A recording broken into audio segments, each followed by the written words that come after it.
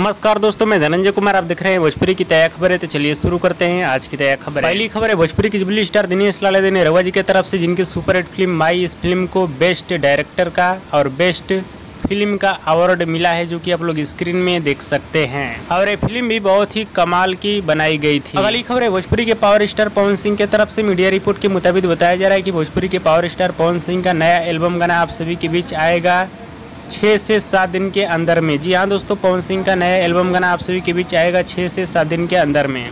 अगली खबर है भोजपुरी की दबंग स्टार खेसारी लाल यादव जी की तरफ से। इस समय भोजपुरी की दबंग स्टार खेसारी लाल यादव जी की फिल्म रंग दे बसंती, ये फिल्म सिनेमाघरों में खूब ज़्यादा धमाल मचा रही है। इतने कड़क धूप गर्मी में लोग इस फिल्म को देखने जा रहे हैं सिनेमा घर में। और एक बार जरूर इस फिल्म को अपने नजदीकी सिनेमा घर में देखिएगा, बहुत ही शानदार फिल्म बनाई गई है। अगली खबर है भोजपुरी के स्टाइलिश स्टार प्रदीप पंडित चिंटू जी की तरफ से, जिनकी सुपरहिट फिल्म अग्नि साक्षी, इस फिल्म को अगले महीने आप सभी के नजदीकी सिनेमा घर में रिलीज किया जाएगा।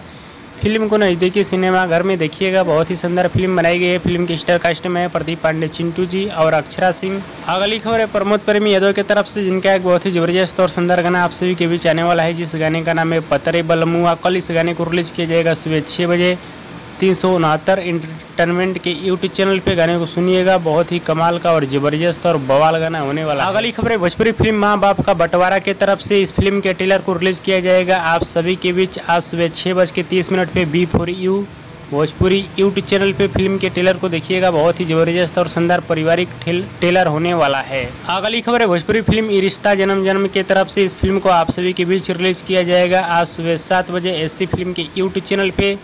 फिल्म को यूट्यूब पे देखिएगा, बहुत ही जबरदस्त और शानदार फिल्म बनाई गई है। फिल्म के स्टार कास्ट में नजर आएंगे प्रिंस सिंह राजपूत। और दोस्तों, आप लोग की आज की खबर कैसी लगी नीचे कमेंट बॉक्स में जरूर बताइएगा। वीडियो पसंद है तो ज़्यादा लाइक करें, कमेंट करें, शेयर करें, सब्सक्राइब करें। धन्यवाद दोस्तों।